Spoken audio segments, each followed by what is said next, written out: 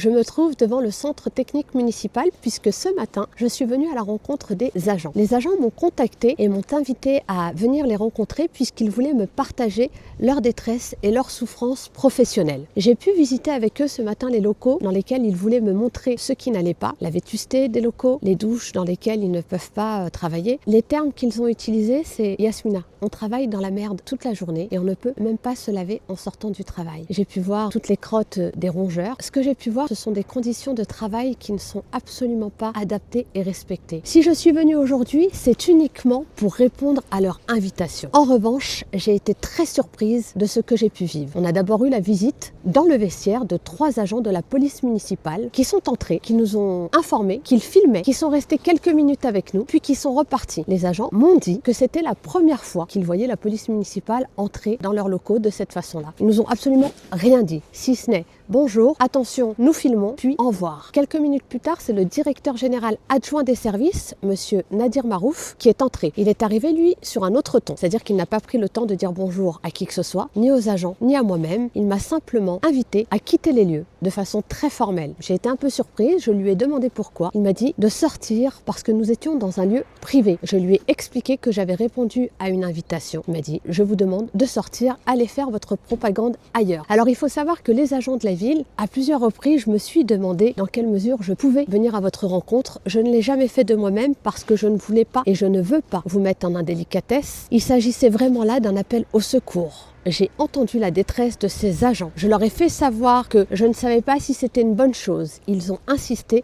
alors je suis venue. Je suis désolée que vous subissiez cette ingérence. Je suis désolée que vous subissiez ces intimidations. Sachez que quoi qu'il arrive, j'entends tout ce que vous me partagez, que ce soit par message, par appel ou lors de nos rencontres. Je m'inscris complètement à vos côtés et vous avez mon total soutien. Je viens du terrain, j'ai travaillé dehors. Comme vous. Il y a quelques jours, je mettais en story sur mes réseaux sociaux quand je travaillais sur les chantiers publics. En tant que conductrice d'engin, je sais ce que c'est, moi, de travailler dehors. Les équipements que vous demandez aujourd'hui ne doivent même pas être demandés. Ils doivent vous être attribués de façon normale et naturelle, que ce soit le matériel obligatoire ou de confort, pour vous permettre de travailler dans de bonnes conditions. La considération, on doit vous l'apporter de façon normale et naturelle.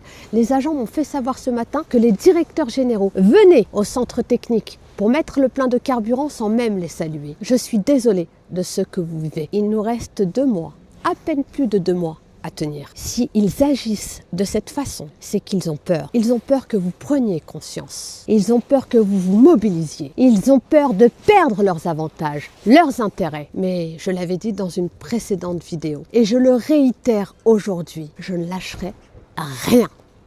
Absolument rien.